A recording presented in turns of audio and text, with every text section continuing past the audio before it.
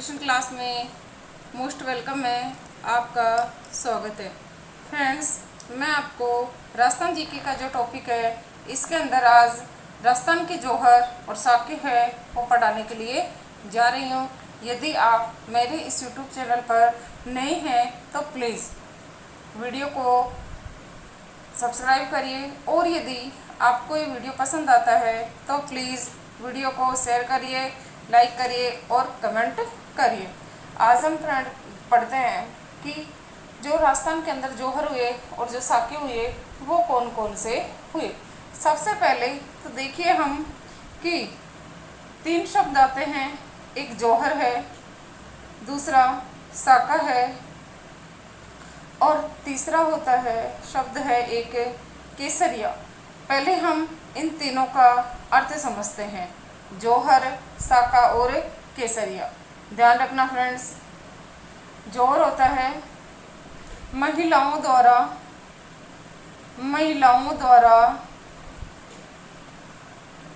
अग्निकुंड, महिलाओं द्वारा अग्निकुंड या जल कुंड में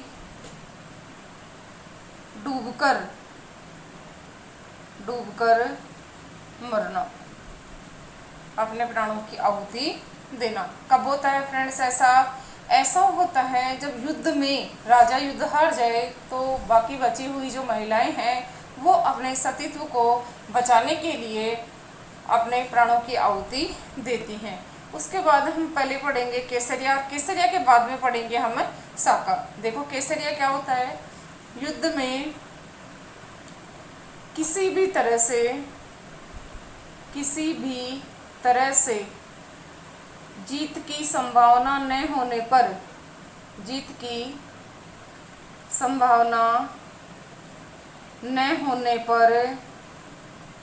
होने पर सैनिकों द्वारा या राज परिवार के सदस्यों द्वारा केसरिया वस्त्र पहनकर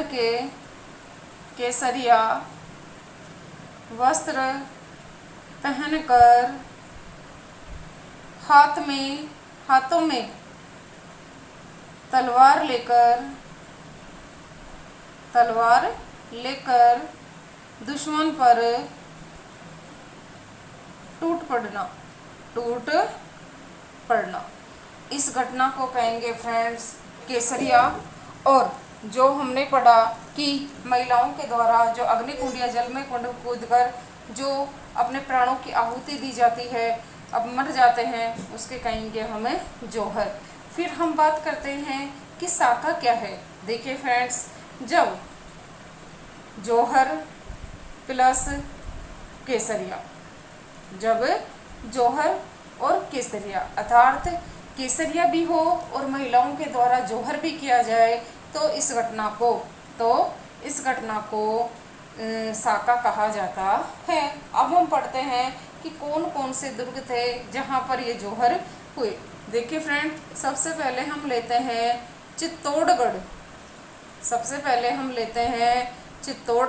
चित्तौड़गढ़ का जो दुर्ग है वो चित्तौड़गढ़ में है। तो चित्तौड़गढ़ के जो दुर्ग है उसके अंदर याद रखना 3 जौहर हुए थे।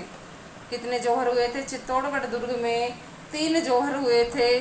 पहला जो जौहर हुआ, प्रथम जौहर हुआ, वो याद रखना फ्रेंड्स 1303 की बातें हैं। पहला जो जौहर हुआ था चित्तौड़गढ़ के दुर्ग में वो हुआ था 1303 में। मैं आपको इम्पोर्टेंट तथ्य यहाँ बताती हुई जा रही हूँ। इस समय यहाँ का जो शासक था उसका नाम था फ्रेंड्स, याद रखना, रतन सिंह। उस समय यहाँ का शासक कौन था? रतन सिंह था। और यहाँ का जो आक्रमणकारी था वो था, देखो, आक्रमणकारी वो था फ्रेंड्स हमारे अलाउद्दीन खिलजी, जिसको मैंने यहाँ पर एक के नाम से दर्शा दिया है। फिर हम देखते हैं कि जो इस रतन सिंह के सेनापति थे वो कौन थे। रतन सिंह के सेनापति कौन थे? याद रखना फ्रेंड्स, उनके नाम थे गोरा व बादल। क्या नाम थे रतन सिंह के सेनापतियों के? गोरा और बादल। अब देखिए फ्रेंड्स, जो इस रतन सिंह है, इसकी जो रानी थी उसका नाम था पद्मनी। रानी का क्या नाम था फ्रेंड्स? पद्मनी। याद रखना, पद्मनी ने ही जौहर किया। पद्मनी ने ही जौहर किया। 1303 में जो अलाउद्दीन खिलजी है, उसने चित्तौड़ पर आक्रमण किया। शासक रतन सिंह था और रतन सिंह के सेनापति गोरा बादल थे। युद्ध में राजा हार गया, प्राणों की आहुति जय हो गई इसकी, यानी प्राण चले गए। तो रानी पद्मनी ने वहां पर जौहर किया था। एक चीज़ और मैं आपको बताती हूँ कि जो अपने ये अलाउद्दीन खिलजी थे, इन्होंने मेवाड़ के ऊपर या चित्तौड़गढ़ पर आक्रमण क्यों किया था? देखिए, इसके अंदर हम पढ़ते हैं सबसे पहले वो मैं चीज़ मैं आपको बताती हूँ कि जो हमारे खिलजी थे, यानी शॉर्ट में लिखती हूँ, अलाउद्दीन खिलजी के आक्रमण का कारण, अलाउद्दीन खिलजी के आक्रमण का कारण कि अलाउद्दीन खिलजी ने चित्तौड़गढ़ पर आक्रमण क्यों किया। याद रखना फ्रेंड्स, अलाउद्दीन खिलजी के चित्तौड़ आक्रमण का जो कारण था वो था रानी पद्मनी को प्राप्त करना। रानी पद्मनी को प्राप्त करना। अब ये रानी पद्मनी चित्तौड़ की थी और जो अलाउद्दीन खिलजी था दिल्ली का शासक था। इम्पोर्टेंट क्वेश्चन बनता है कि अलाउद्दीन खिलजी को पद्मनी की सुंदरता के बारे में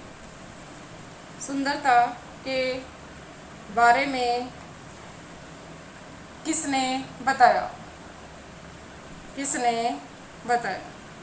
ध्यान रखना फ्रेंड्स, इम्पोर्टेंट क्वेश्चन है। अलाउद्दीन खिलजी को पद्मनी की सुंदरता के बारे में किसने बताया था? उस व्यक्ति का नाम था राघव चेतन। ये राघव चेतन पहले अपने यहाँ रतन सिंह के दरबार में था, लेकिन किसी बात से नाराज होकर के फिर वो दिल्ली चला गया था। उसके बाद देखते हैं फ्रेंड्स हम कि जो ये अलाउद्दीन खिलजी था, अलाउद्दीन खिलजी ने चित्तौड़गढ़ को जीतकर इसका नाम अपने पुत्र खिज्र खां के नाम पर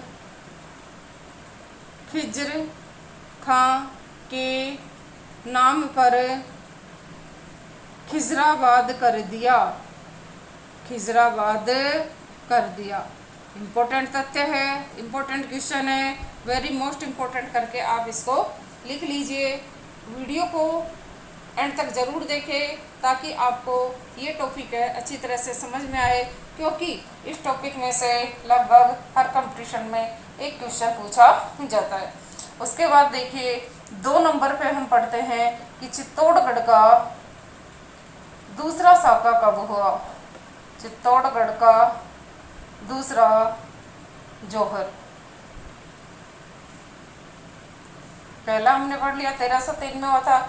एक और चीज़ जो मैं आपको बताना भूल गई थी, नोट कर लीजिए आप कि जो चित्तौड़गढ़ का पहला जो जौहर था वो मेवाड़ के इतिहास का पहला जौहर था और अब तक राजस्थान का सबसे बड़ा जौहर था। मैं टॉपिक खत्म होने के बाद उस क्वेश्चन को लिखवा दूंगी। चित्तौड़गढ़ का जो दूसरा जौहर था वो हुआ था हमारे 1534 में। इम्पोर्टेंट क्वेश्चन है, याद रखना है आपको। चित्तौड़गढ़ का दूसरा जौहर 1500 जौहर में हुआ था। याद रखना, इस समय हमारे यहाँ का जो शासक था उसका नाम है विक्रमादित्य। हमारे यहाँ का शासक था विक्रमादित्य। उसके बाद देखते हम कि जो आक्रमणकारी था उस आक्रमणकारी का नाम था बहादुर शाह। आक्रमणकारी का नाम था बहादुर शाह और जो रानी थी जिसने जौहर किया था उस रानी का नाम था कर्मावती। रानी का क्या नाम था? कर्मावती। वती। देखते हैं हम कि बहादुर शाह दिल्ली का नहीं है, ये बहादुर शाह अपने गुजरात का शासक था। याद रखना, ये बहादुर शाह था, गुजरात का था। कहीं आप इसको बहादुर शाह जफर समझ लो, वो तो 1800 ईस्वी की बातें हैं। बाद में जब हमारे 1857 की क्रांति होगी, उस समय वो दिल्ली का शासक था। रानी कर्मावती ने जौहर किया। इस रानी कर्मावती का एक और क्वेश्चन इंपॉर्टेंट आता है, मैं आपको लिखवा देती हूँ कि रानी कर्मावती ने हुमायूं, रानी कर्मावती ने हुमायूं के पास मदद के लिए राखी भेजी थी। रानी कर्मावती ने हुमायूं के पास मदद के लिए राखी भेजी थी, लेकिन हुमायूं ने मदद नहीं की। फ्रेंड्स ध्यान रखना, यह हुमायूं के जीवन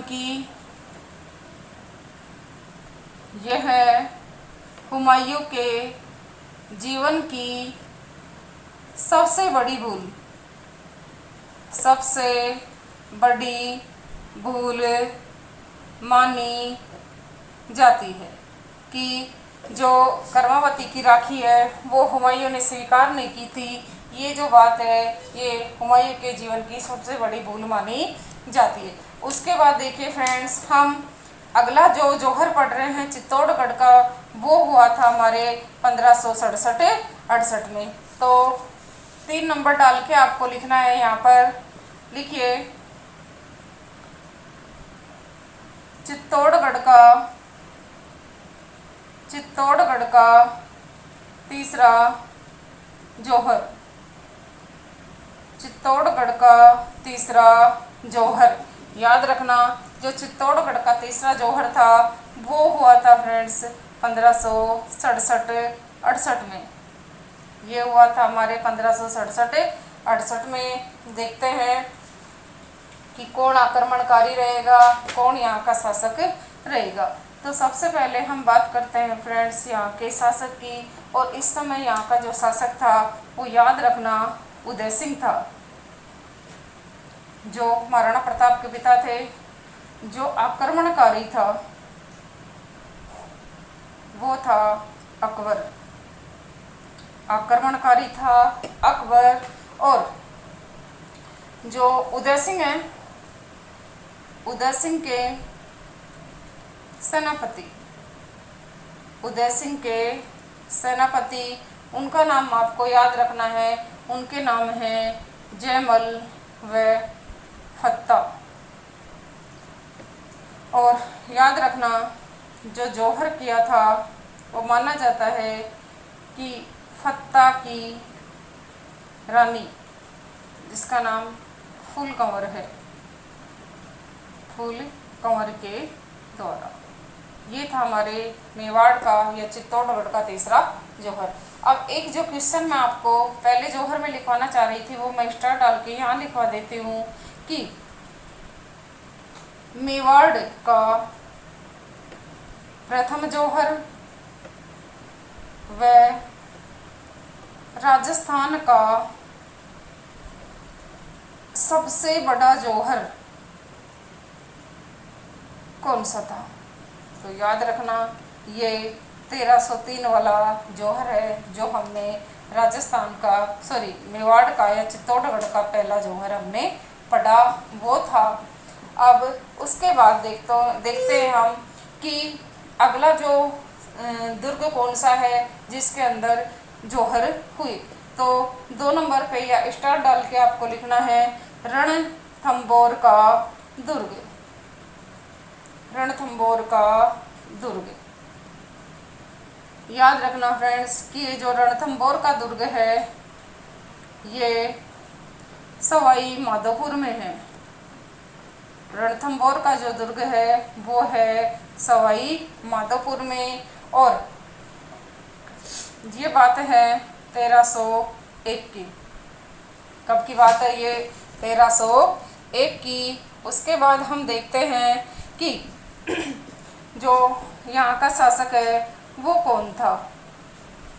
याद रखना, यहाँ का शासक था हम्मीर देव। कौन था? हम्मीर देव। आक्रमणकारी यदि पूछे, आक्रमणकारी पूछे तो वही आपको अलाउद्दीन खिलजी करना है। और यदि हमें यहाँ इसके सेनापति पूछे तो याद रखना, सेनापति है 1 नंबर पे तो रणमल और 2 नंबर पे है रतिपाल। ये सेनापति हम हम्मीर देव के पढ़ रहे हैं। और रानी का नाम था रंग देवी। रानी का क्या नाम था यहाँ पर हमारे? रंग देवी। और मैं आपको बता दूं कि जो 1301 में ये हमारा जौहर हुआ था, ये राजस्थान का पहला जौहर था। देखिए यह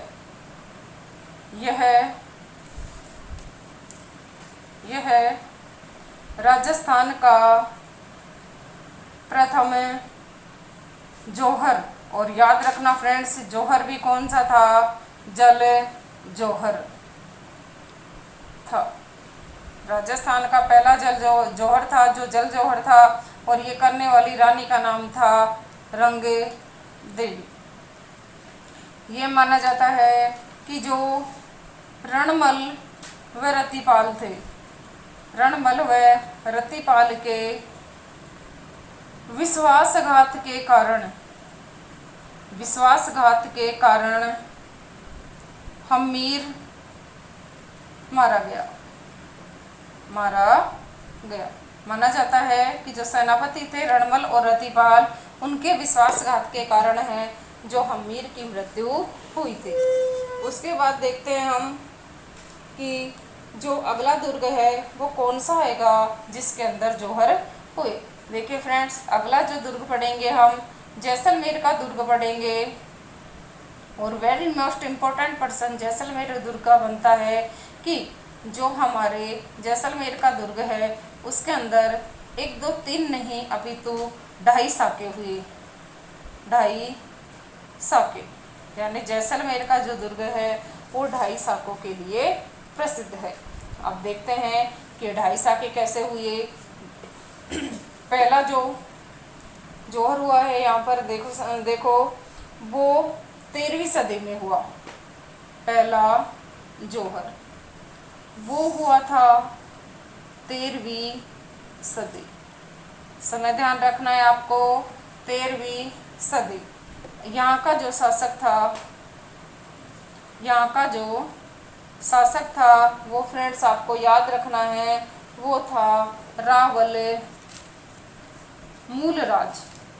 जैसलमेर का शासक था कौन था? रावल मूलराज। उसके बाद हम देखते हैं कि जो आक्रमणकारी है वो कौन है? आक्रमणकारी, तो याद रखना जो आक्रमणकारी है वो भी हमारे अलाउद्दीन खिलजी है। आक्रमणकारी कौन है? अलाउद्दीन खिलजी। और याद रखना कि जो रावल मूलराज के सहयोगी थे, रावल मूलराज का सहयोगी नहीं, सेनापति लिखेंगे हम। रावल मूलराज का जो सेनापति था वो कौन था? रावल मूलराज का जो सेनापति है उसका नाम है फ्रेंड्स, याद रखना, कुंवर रतन सिंह। कुंवर रतन सिंह। ये माना जाता है कि अलाउद्दीन खिलजी ने लगभग 8 वर्ष तक घेरा डाला और अंततः उसने विजय प्राप्त की। देखो जो रावल मूलराज है और कुंवर रतन सिंह है वो युद्ध में वीर गति को प्राप्त हुए थे। तो जौहर जो किया गया है यहाँ पर वो राजपूत महिलाओं के द्वारा या ललनाओं के द्वारा हम लिख सकते हैं। राजपूत महिलाओं द्वारा या ललनाओं द्वारा। ये बात है हमारे 13वीं सदी की। जो जैसलमेर का दुर्ग है उसके अंदर रावल मूलराज और अलाउद्दीन खिलजी के युद्ध के समय जौहर हुआ था। फिर उसके बाद पढ़ते हैं हम दूसरा जौहर जो हमारे 1541 में हुआ। दूसरा जौहर 1541, दूसरा जौहर हुआ था 1541 में। और शासक थे यहाँ पर रावल दूधा, शासक है रावल दूधा। शासक कौन है जैसलमेर के? रावल दूधा। और आक्रमणकारी हैं, याद रखना, आक्रमणकारी फिरोज शाह खिलजी, फिरोज शाह खिलजी आक्रमणकारी हैं हमारे फिरोज शाह खिलजी। उसके बाद एक और क्वेश्चन कि जो जौहर किया गया था वो याद रखना ललनाओं द्वारा, यानी राजपूत महिलाओं के द्वारा वो है जौहर किया गया। उसके बाद देखो फ्रेंड्स, हम जो जैसलमेर के दुर्ग में सबसे इम्पोर्टेंट है वो इसका तीसरा जौहर है, और वो देखते हैं कि वो तीसरा जौहर है वो कब हुआ था। देखिए 3 नंबर डाल के हमें यहाँ पर नोट करना है। तीसरा जौहर, याद रखना जो तीसरा जौहर हुआ था जैसलमेर में वो हुआ था हमारे 1550। तीसरा जौहर हुआ था 1550 में। अब जो 1550 में जौहर हुआ था उस समय यहाँ का जो शासक था उसका नाम आपको याद रखना है। उस व्यक्ति का नाम था मूलराज नहीं, राव लूणकरण। तीसरा जो जौहर हुआ वो तीसरा जौहर नहीं कहेंगे अपन इसको तीसरा, या तीसरा भी नहीं लिखेंगे हम यहाँ पर हम लिखेंगे अर्ध शाखा। तीसरे में हम लिखेंगे अर्ध शाखा। शासक राव लूणकरण थे। इसे अर्ध शाखा कहने का जो कारण है वो मैं आपको यहाँ क्लियर करती हूँ। अर्ध शाखा कि केसरिया तो हुआ पर जौहर नहीं हुआ। ये जो विशेषता हैं ये हमारे जैसलमेर की दुर्ग की, जहाँ तीसरे बार जो जौहर होना था उस समय केवल केसरिया हुआ था, वहाँ जौहर नहीं हुआ था। अब देखो कि जो आक्रमणकारी था वो कौन था? आक्रमणकारी 1550 में जो लूणकरण के ऊपर जो आक्रमणकारी था वो था कंधार का शासक है अमीर अली। कंधार का शासक है जिसका नाम है अमीर अली। अब ये जो अमीर अली है इसने हमारे यहाँ आकर के शरण ली थी। लिखेंगे हम अमीर अली ने जैसलमेर में आकर शरण ली।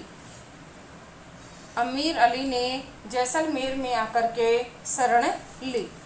और क्या किया इसने? कुछ सैनिकों को स्त्रियों के वेश में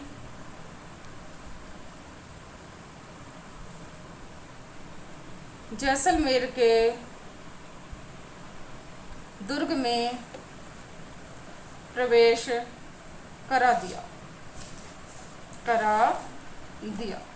जो ये अमीर अली थे देखो इतने खतरनाक थे कि एक तो इसने अपने यहाँ आकर के शरण ली, और दूसरा शरण देने वाले को ही इसने धोखा दिया कि स्त्रियों के वेश में जैसलमेर के दुर्ग में उसने प्रवेश करा दिया। उसके बाद फ्रेंड्स देखो हम यहाँ पर पढ़ते हैं, हम जैसलमेर तक हमने यहाँ पर पढ़ लिया है। उसके बाद जो हम पढ़ेंगे वो स्टार डाल के लिख दो, चाहे अगला क्रम अपना जो भी चल रहा है वो डाल के लिख लीजिए। और उसमें हम लिखते हैं फ्रेंड्स गागरोन का दुर्ग। गागरोन का दुर्ग। याद रखना फ्रेंड्स, गागरोन का जो दुर्ग है वो झालावाड़ में है। गागरोन का दुर्ग है वो कहाँ पर, हमारे झालावाड़ में। और इस गागरोन दुर्ग के अंदर याद रखना आपको 2 जौहर हुए थे। कितने जौहर हुए थे? 2 जौहर हुए थे। जो पहला जौहर हुआ था वो हुआ था 1423 में। पहला जौहर हुआ था हमारे 1423 में। देखते हैं कि इस समय यहाँ का शासक कौन था, आक्रमणकारी कौन था। देखिए फ्रेंड्स, जो शासक है 1423 में गागरोन का जो शासक है वो है अचलदास खिंची। अचलदास खिंची जालोर का शासक है अचलदास खिंची। जो राजा, जो मौज का पुत्र था, यानी अचलदास खिंची के पिताजी का क्या नाम था? मौज। और जो आक्रमणकारी है वहाँ फ्रेंड ध्यान रखना वो है होशंग शाह। जो आक्रमणकारी है वो होशंग शाह है। और ये होशंग शाह मांडू का सुल्तान था। होशंग शाह मांडू का सुल्तान था। याद रखना, जो ये अचलदास खिंची है ये मारा गया और महिलाओं ने जौहर किया। महिलाओं ने जौहर किया।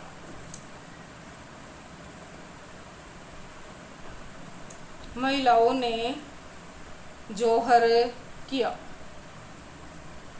रानी का नाम अपने को केवल 2-3 के अंदर ही ध्यान रखना है। उसके अलावा हम देखेंगे कि ज़्यादातर जो जौहर हैं वो राजपूत महिलाओं के द्वारा या लड़नाओं के द्वारा है वो किए गए थे। उसके बाद हम देखते हैं कि जो हमारा गागरोन का दुर्ग है उसमें दूसरा जौहर कब हुआ, कौन शासक था, कौन आक्रमणकारी था। देखिए फ्रेंड्स, जो दूसरा जो जौहर है वो हुआ था हमारे गागरोन के दुर्ग के अंदर 1400। दूसरा, पहले तो हम दूसरा जौहर लिखेंगे और फिर हम लिखेंगे 1444। दूसरा जो जौहर हुआ था वो हुआ था 1444 में। देखिए, जो शासक है वो ये था, क्या नाम उसका, अचलदास खिंची का पुत्र है। अचलदास खिंची का पुत्र। और देखना, जो अचलदास खिंची का ये पुत्र है उसका क्या नाम था? उसका नाम था पालण सिंह। तो इस समय आक्रमण शासक है यहाँ का कौन हो जाएगा? वो हो जाएगा पालण सिंह। याद। और जो आक्रमणकारी है वो हो जाएगा महमूद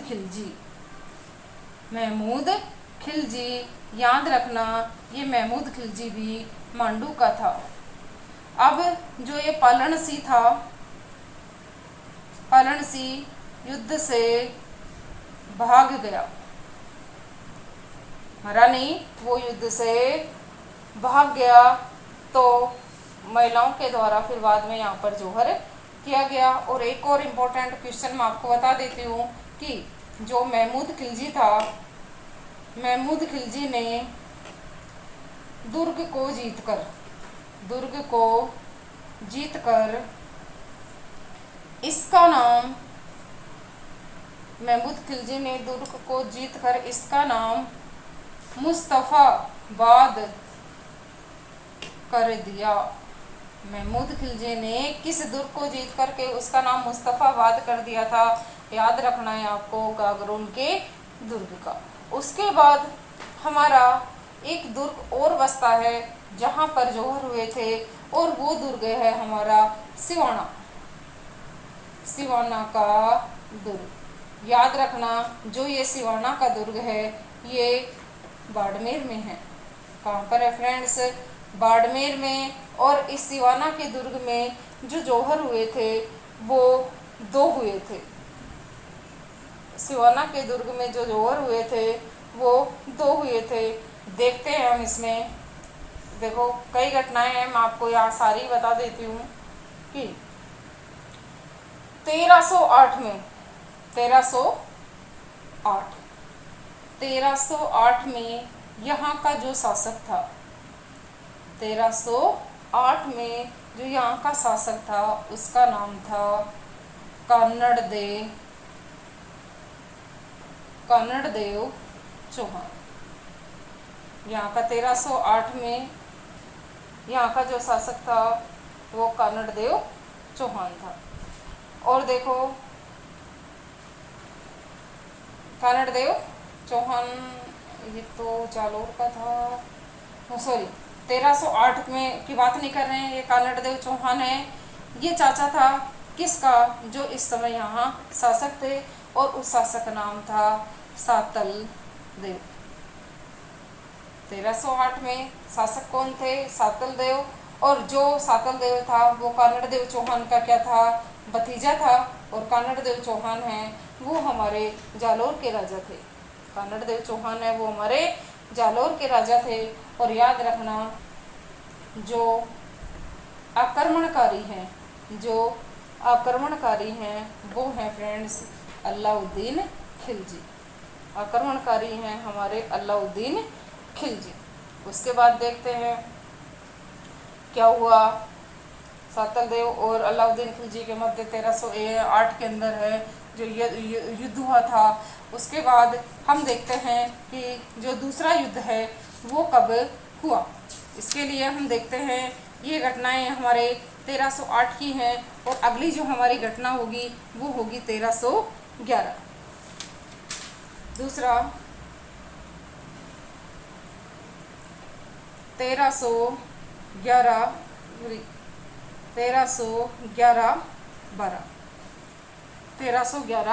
12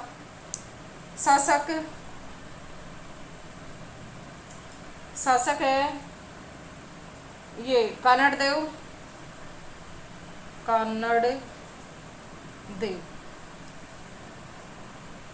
शासक है कानड़देव। आक्रमणकारी शासक कानड़देव है और आक्रमणकारी वो ही अलाउद्दीन खिलजी है। शासक कानड़देव और आक्रमणकारी है अलाउद्दीन खिलजी। और जो ये कानड़देव था ये मारा गया, और बीरम देव की रानी ने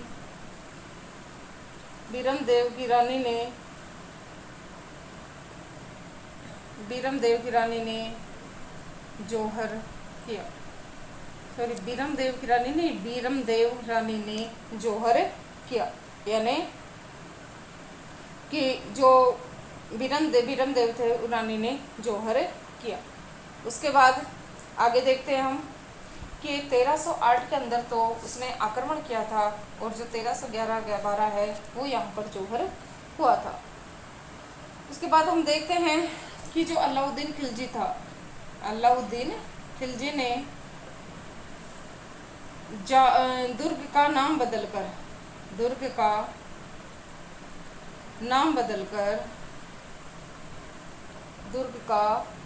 बदल करके खैराबाद कर दिया। सिवाना दुर्ग का नाम बदल करके और अलाउद्दीन ने कर दिया अपने खैराबाद।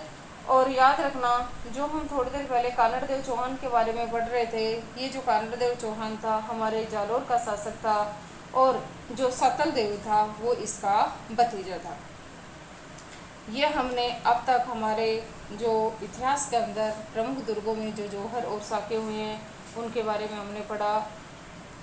एक बार मैं पुनः आपसे कह रही हूँ, यदि आपने अभी तक इस YouTube चैनल को सब्सक्राइब नहीं किया है तो प्लीज़ आप इसे सब्सक्राइब कर दीजिए, और यदि आप इस YouTube चैनल पर नए हैं तो सब्सक्राइब करिए, और साथ ही इस वीडियो को अपने फ्रेंड्स के पास है जो शेयर करिए, ताकि और ज़्यादा से ज़्यादा लोगों को इसका लाभ मिल सके। और देखते हैं अगर इनके अंदर और भी कुछ इम्पोर्टेंट क्वेश्चन यदि हमें मिलते हैं तो मैं 2-4 क्वेश्चन है जो आपको और लिखवा देती हूँ। आपको इन सब चीज़ों को अच्छी तरह से याद करना है, क्योंकि हर एग्ज़ाम के अंदर लगभग इन टॉपिकों से 2-4 क्वेश्चन हैं जो हमेशा पूछे जाते हैं। जो हमारा ये हमने अभी लिखा कि 1311-12 में जो अलाउद्दीन खिलजी थे उनका अपने जालोर के ऊपर आक्रमण हो गया था। क्योंकि जालोर के ऊपर आक्रमण की बात अपन ने इसलिए की क्योंकि ये जो था कर्णदेव चौहान, ये मैंने आपको बताया था कि ये जालोर का शासक था। थोड़ी देर पहले भी मैंने आपको बताया था ये जालोर का शासक था। तो जालोर पर भी अलाउद्दीन खिलजी ने आक्रमण किया और उसका नाम बदला, जीता उसको, और जालोर दुर्ग का नाम बदल करके उसने क्या कर दिया था, खैराबाद। याद रखना ये नाम है जालोर दुर्ग का है, जालोर दुर्ग का है। Thank you.